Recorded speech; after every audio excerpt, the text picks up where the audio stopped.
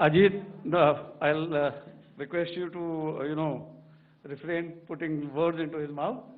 All right. Yeah, I'll come back to the left. 147. Sorry, 47. No, one more. 47. Did I see it here or?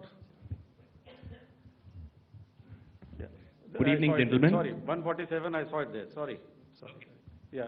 Since I've already said 147. Start, please. Hi, sir. Good evening. This is Shivam Patel from Reuters News Agency. Thank you for giving me the opportunity.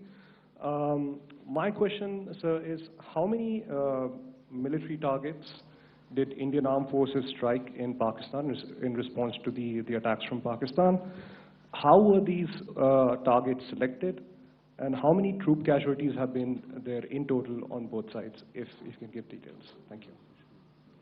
I'm sorry, where are you? I haven't spotted his... He's to the right. Okay. Can you just repeat that for me, please? Sure, sir. So my name is Shivam Patel. I'm from Reuters News Agency. My question is, how many military targets in total did the Indian Armed Forces strike in Pakistan in response to the attack from Pakistan? How were these targets selected? And how many troop casualties have been there on both sides, if you can? So you're speaking of the targets that I mentioned in the wake of the attack at Pahalgam, right? Military targets, after response.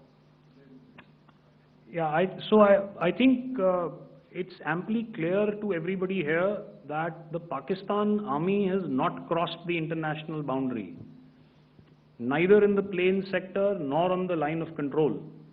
So the intrusions have been in the air. There have been certain attempts on the line of control when ceasefire violations have been on to try and infiltrate and carry out and perpetrate activities that we are all very well familiar with. Whether these are by terrorists or by the Pakistan Army or its special forces and commandos is difficult to say, but each of these have been effectively thwarted.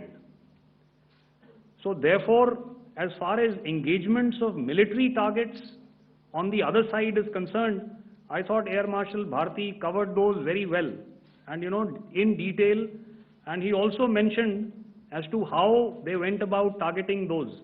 I think those images were very clear and very, very graphic in telling us as to what we needed to hit.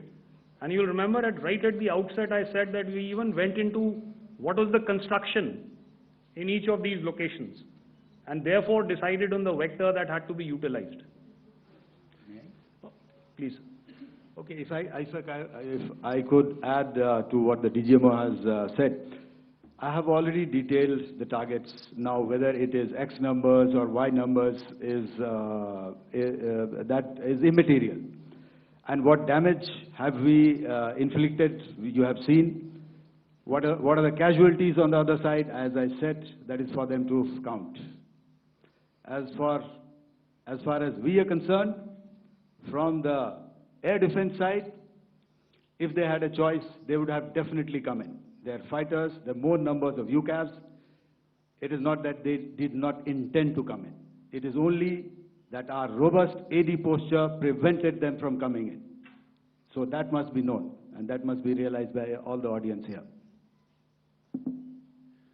Yeah, I'll come to the left now, 24.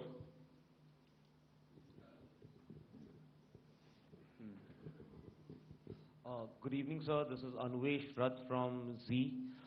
Sir, I wanted to know on the first briefing, which was done by FS and two representatives from Air Force and Army, you showed a list where there was 21 places in that list. You have stuck 9. Are more operations going to be held? Is Operation Sindoor still on? And the second question, thank you, sir. Thank you so much. And also, I want to congratulate all three of you for a fantastic operation that you guys have done. Thank you so much. Thank you so much for that one question. Yeah.